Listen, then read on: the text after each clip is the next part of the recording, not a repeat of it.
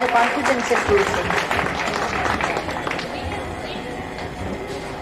Start the name of Allah, who is Rahman and Rahim. My name is Kashif. I study in class 6.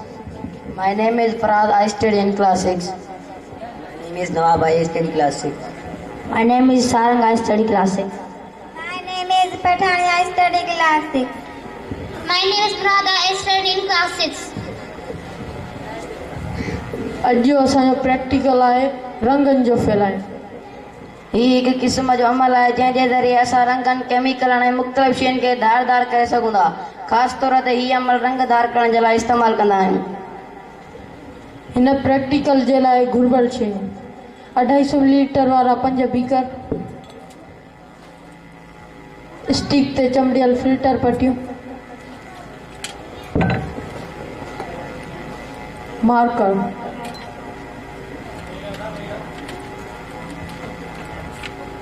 ऐं पाणी। उन खां पोइ असां स्टिक ते चमड़ियल फिल्टर पटियुनि ते अलॻि अलॻि रंग भरींदासीं। साओ, वाङणाई, कारो, नीरो, ॻाढ़ो।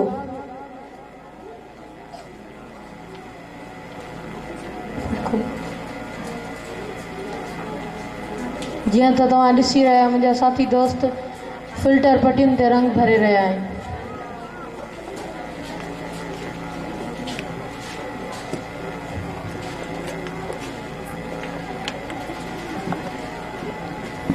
उन खां पोइ असां 5 बीकरनि में 50 मिलीलीटर पाणी विझंदासीं।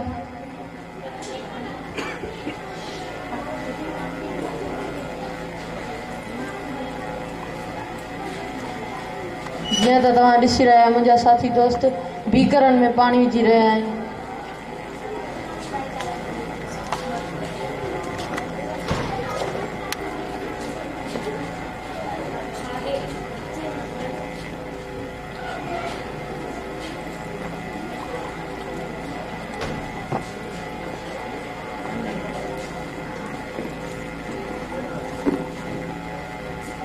हाणे असां फिल्टर पटियुनि खे स्टिक जी मदद सां हर हिकु बीकर में विझंदासीं। फिल्टर पटीअ जे आख़िरी छेड़े जो अधु इंच जेतिरो हिसो ॿोड़े छॾियो।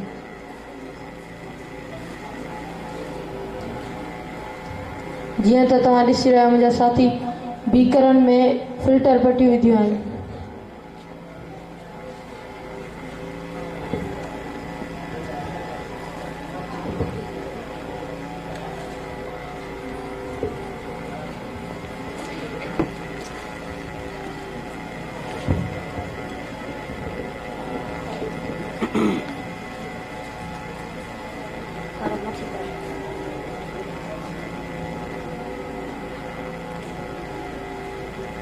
जीअं त तव्हां ॾिसी रहिया आहियो फिल्टर पेपर जीअं पाणी खे जज़ब करे आहे तीअं असांजा रंग अलॻि अलॻि थी रहिया आहिनि ऐं जेका रंग धार थी रहिया आहिनि उहे रंग कीअं ॿिए रंग जा ठहियल आहिनि।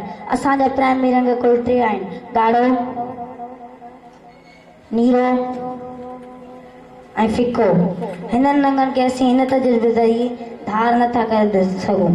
तव्हां ॾिसी रहिया आहियो त वाङणाई कलर मां गुलाबी रंग निकिरी रहियो आहे ऐं साए मां तोताऊं निकिरी रहियो आहे ऐं कारे मां फिरोज़ी निकिरी रहियो आहे ऐं फिको असांजो प्राइमरी रंग आहे। उन करे हिन मां को बि रंग नथो निकिरी सघे। हिननि मां ॿिया रंग मिली करे ॿिया रंग ठाहींदा आहिनि। Thank U.